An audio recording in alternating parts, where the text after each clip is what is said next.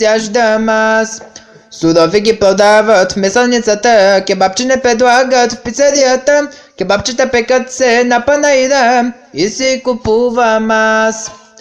Лютеничка, лютеничка, за кебабчето, дайте кетчуп, за да стане още по-вкусното.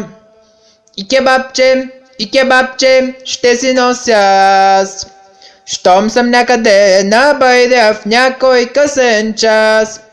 Ни пажоли, нито караначета не стават като вкусните кебабчета. По-вкусни са от дюне, даже от сала, поне така си знам.